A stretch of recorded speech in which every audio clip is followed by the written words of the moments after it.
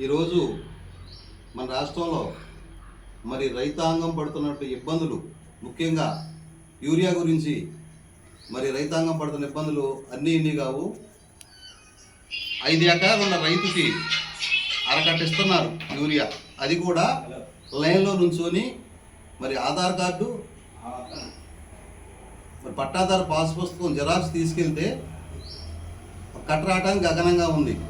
మరి ఒక రోజు 2 రోజులు పడిగాపులు కాసి 150 కట్టలుంటే 500-600 మంది రైతులు ఉంటున్నారు అక్కడ. మరి మిగిలిన వాళ్ళని ఆధార్ కార్డు జిరాక్స్ ఇవ్వండి, మళ్ళీ వచ్చిన తర్వాత మీకు కబురు చేస్తా అంటున్నారు. మరి వాళ్ళ పరిస్థితి నిన్న మా ఊళ్ళో పొగలంపాడులో ఇచ్చారు. 173 కట్టలుంటే 500 మంది రైతులు వచ్చారు. మరి కొంతమందికి ఇచ్చారు, కొంతమందికి ఇవ్వలేదు. మరి ఆ రోజు పని చేయడి, మరి భార్య పేరు మీద ఉంటే భార్య పట్టాదారు పాస్బుక్స్ ఎవరి పేరు మీద ఉంటే వాళ్ళే రావాలంటున్నారు. భార్యాభర్తలు పని చేయడి కూడా ఆ యూరియా కట్టలు తీసుకొని ఇవాళ చల్లే పరిస్థితి.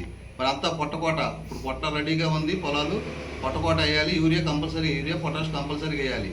మరి ఇన్ని ప్రగల్భాలు పలికి ఈ ముఖ్యమంత్రి గారు మరి వరి పంట దండగా మరి ఆవులు పెంచుకోండి, నేను ఎప్పుడో చెప్పాను 2 ఆవులు పెంచుకుంటే ఇంత ఆదాయం వస్తుంది, మీరు వరి పంట వేయొద్దు, వరి పంట వల్ల ఉపయోగం లేదని చెప్తున్నారు. మరి వరి లేకపోతే ఈరోజు మన రాష్ట్రంలో ప్రజలు తినడానికి, దేశంలో ప్రజలు తినడానికి అసలు ఆహారం ఎక్కడి నుంచి వస్తుంది?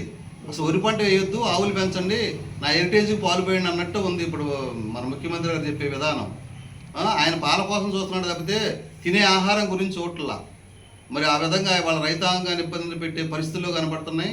మరి మంత్రులు కూడా ఎవరిష్టం వచ్చినట్టు వాళ్ళు మాట్లాడుతున్నారు. లైన్లో నుంచోలేరా, మరి యూరియా కట్ట తీసుకోలేరా అనే పరిస్థితిలో ఉన్నారు. ఈరోజు ఖర్చులు పెరిగిపోయినాయి. మరి యూరియా కట్ట 266 రూపాయలు అమ్మాల్సిన యూరియా కట్ట 400 నుంచి 500 అమ్మే పరిస్థితి. మరి దానికి కూడా మరి గుళికలు కానీ లేకపోతే ఇంకా వేరే ఐటమ్స్ తీసుకుంటేనే యూరియా కట్ట ఇస్తామనే పరిస్థితి కూడా ఉంది వాళ్ళ కొట్ల దగ్గర. మరి ఇంకో విషయం ఏంటంటే యూరియా కట్ట మన రాష్ట్రం కాకుండా పక్క రాష్ట్రాలకు కూడా తరలి వెళ్ళే పరిస్థితి కనిపిస్తూ ఉంది. మరి ఇంత దారుణమైన పరిస్థితి మనం ఎప్పుడూ చూడలేదు ఈ రాష్ట్రంలో. ఒక యూరియా కట్ట కోసం కొట్లాడే పరిస్థితి, మరి రైతులు పోటీపడి కొట్టుకునే పరిస్థితి కూడా వస్తుంది. కాబట్టి మరి ఈ గవర్నమెంట్ రైతులు ఎప్పుడు కూడా రైతుల గురించి ఆలోచించిన గవర్నమెంట్ కాదు. పారిశ్రామికవేత్తలకి వాళ్ళ కమిషన్ల కోసం కక్కుర్తిపడేటువంటి గవర్నమెంట్. కాబట్టి మరి వైఎస్ఆర్సీపీ అనేది మరి అప్పుడు ఆ రోజు రైతు భరోసా కేంద్రం ఏర్పాటు చేసి, రైతు భరోసా కేంద్రాలలో కట్టలు తెప్పించి, మందు కట్టలు తెప్పించి రైతులకి ఇచ్చినటువంటి పరిస్థితి గత 5 సంవత్సరాలు కూడా. మరి మేమెవరం కూడా రైతులను కూడా మందుల కట్టల గురించి ఇబ్బంది పడే పరిస్థితి లేదు.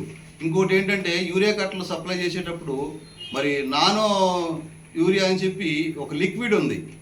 ఈ ఏఓలు వీళ్ళందరూ కూడా అవి తీసుకొచ్చి అది స్ప్రే చేయండి, యూరియా కట్టలు లేకపోయినా సరిపోద్ది అనే పరిస్థితి చెప్తున్నారు.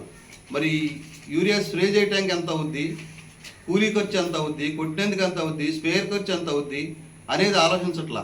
మీరు యూరియా అందకపోతే ఇది స్ప్రే చేయండి అంటున్నారు. మరి ఆ స్ప్రే చేస్తే ఎంతవరకు పనిచేస్తా అనేది రైతుకు తెలియదు. యూరియాకి అలవాటు పడి ఉన్నారు కాబట్టి ఎక్కువ శాతం యూరియా వేస్తేనే ఇవాళ పొట్టకొచ్చింది కాబట్టి పొలాలు ఉపయోగపడతాయి.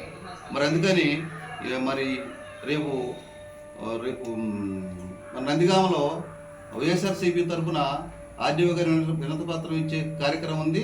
మరి అందరూ కూడా మన వైఎస్ఆర్సీపీ కార్యకర్తలు కానీ రైతులు అందరూ పాల్గొని ఈ కార్యక్రమాన్ని విజయవంతం చేయవలసిందిగా కోరుకుంటూ మరి సెలవు తీసుకుంటాం.